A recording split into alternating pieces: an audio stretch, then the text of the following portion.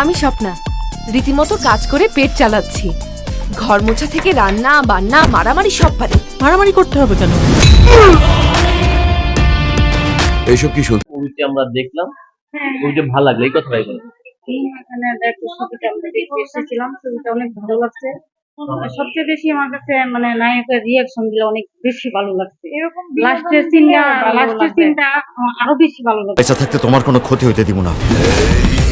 আমার কাছে তার কাছে কিরকম লাগছে আমি বলতে পারবো না, কিন্তু আমার কাছে লাস্টের সিনটা অনেক ভালো লাগছে।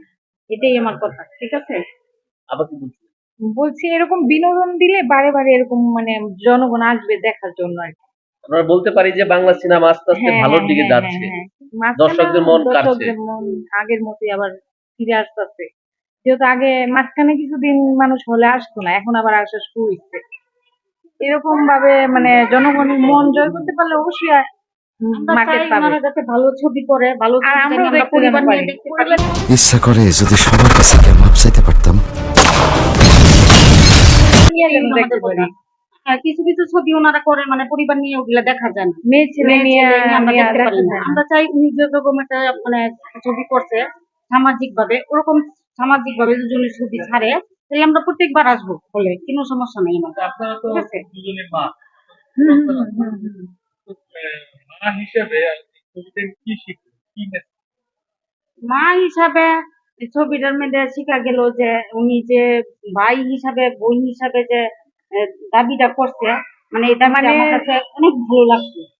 বোন হিসাবে যে ভাইয়ের দায়িত্বটা পালন করছে, মা মা হইলো মানে বোন হইলো বড় মায়ের সমান, ঠিক আছে? বড় বোন মায়ের সমান, ওই অনুযায়ী উনি যে দায়িত্বটা পালন করছে নায়ক হিসাবে আমার কাছে অনেক ভালো লাগছে। কার কাছে কিরকম লাগছে আমি বলতে পারবো না। মেসেজ কি আছে?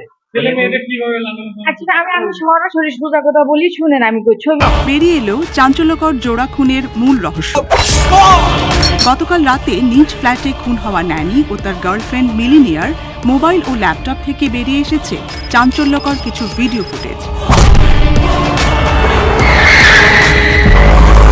Who is the bloody killer?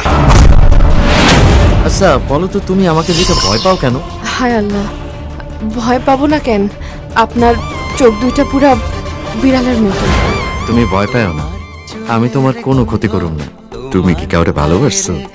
গরিবের ভালোবাসা শুধুমাত্র চাঁদের সাথে, মানুষের সাথে হয় না। অনেক ভালো লাগছে। এত বিনোদন ভাবে বাঙালি আমি বলতে পারবো না, আমি বলতে পারবো না, উনিও বলতে পারবো না। আমরা দেখে মজা পাইছি। এরকম ছবি যেন আমাদের জন্য উপহার রাখে, আমরা যেন জনগণ ফ্যামিলি নিয়ে দেখতে পারি। তো ভালোবাসা তাইলে এক ফ্লাইটেই যা।